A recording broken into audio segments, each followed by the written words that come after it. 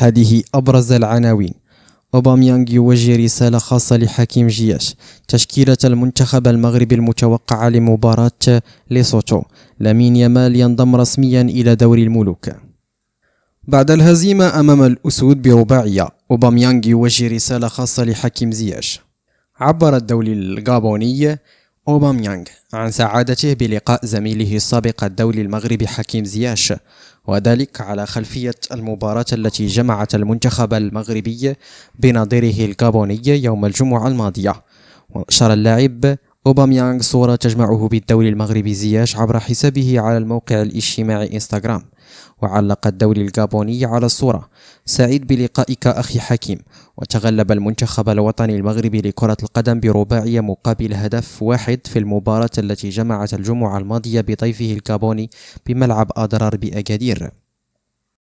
شاهد تشكيلة المنتخب المغربي المتوقعة لمباراة ليسوتو. يستضيف ملعب أكادير الكبير مباراة المنتخب المغربي الثانية في تصفيات كأس إفريقيا 2025 أمام منتخب ليسوتو، حيث فاز أسود الأطلس على الغابون في مباراة الجولة الأولى من التصفيات ب4 أهداف مقابل هدف، ويحتل الفريق المركز الأول في المجموعة الثانية. على الجانب الآخر خسر منتخب ليسوتو من نظيره إفريقيا الوسطى في الجولة الأولى ب3 أهداف مقابل هدف واحد، ويحتل المركز الثالث في الترتيب. وهذه تشكيلة المنتخب المغربي المتوقع ضد ليسوتو في تصفيات كأس إفريقيا 2025: ياسين بونو، زكريا الوحدي، يونس عبد الحميد، نايف آكرد، أشرف حكيمي، عز الدين ناحي، سفيان أمراض، عبد الصمد زلزولي، إبراهيم دياز، حكيم زياش، أيوب الكعبي.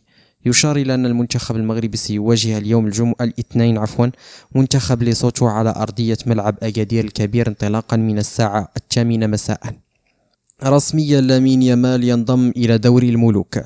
أعلن دوري الملوك العالمي الذي يديره النجم الإسباني وقائد برشلونة السابق جيرالد بيكي عن انضمام نجم جديد للمسابقة التي تحظى باهتمام كبير من قبل كثير من لاعبي كرة القدم السابقين والذين ما يزالون يحترفون اللعبة.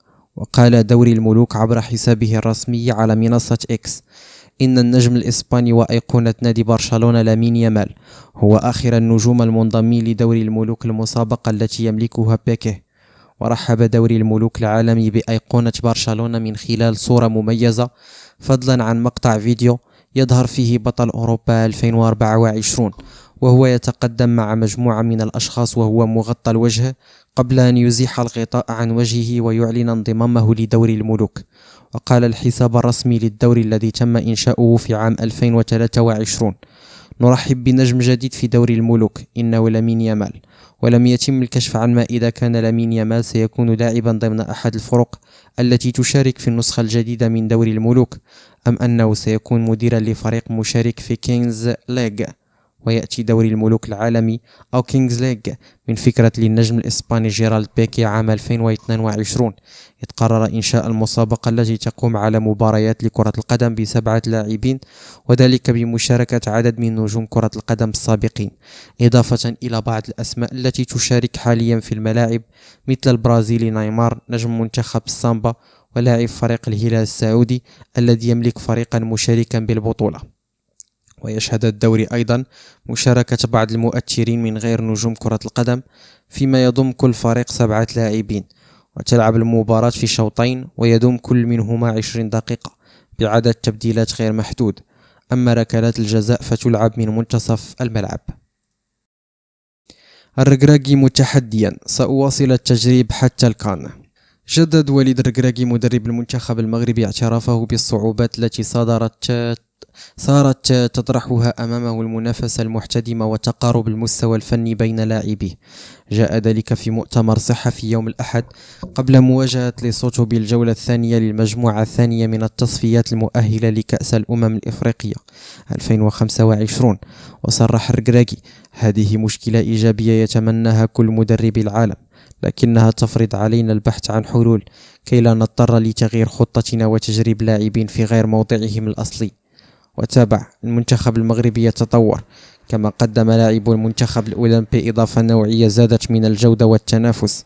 ورغم الفوز ب4-1 على الغابون في افتتاح التصفيات، يرى الركراكي أن النتيجة لا تعكس جوانب مزعجة بخصوص خط الدفاع والسرسل، لذلك هدفنا ثابت أمام ليسوتو، وهو الانتصار بأداء مقنع، وهذا مطلب الجميع بالمغرب، خاصة مبارياتنا داخل الديار، وأقدر ذلك. واسترسل المدرب المغرب مهاجم الجابون أوباميانغ وبوانا تسبب لنا في كثير من المتاعب.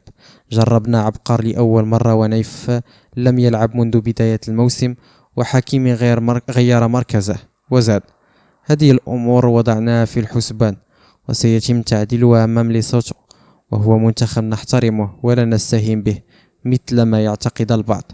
وبدأ مدرب المنتخب المغربي منفعلا في معرض رده على سؤال حول كثرة التجريب والتغييرات التي يقدم عليها، وقال: لم أعد أعرف ماذا يريد البعض.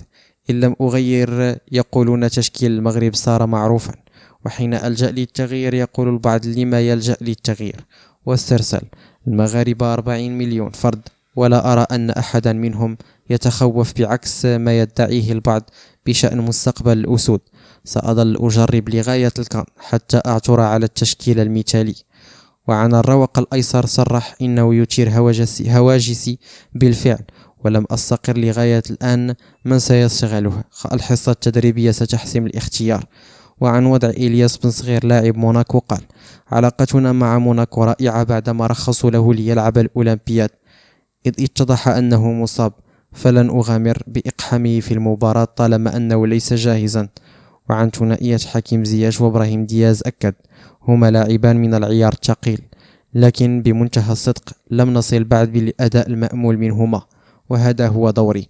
واستطرد: سنضيف لهما موهبة أخرى، هو أسامة الصحراوي لاعب لي بالفرنسي، وهذا سيزيد من إرهاقي، لكنني سعيد جدا بهذا الوضع الرائع. واختتم: الصحراوي ترك النرويج واختار المغرب، وقد أبلغته بصعوبة الوضع، وقال لي إنه جاهز لكسب الرهان.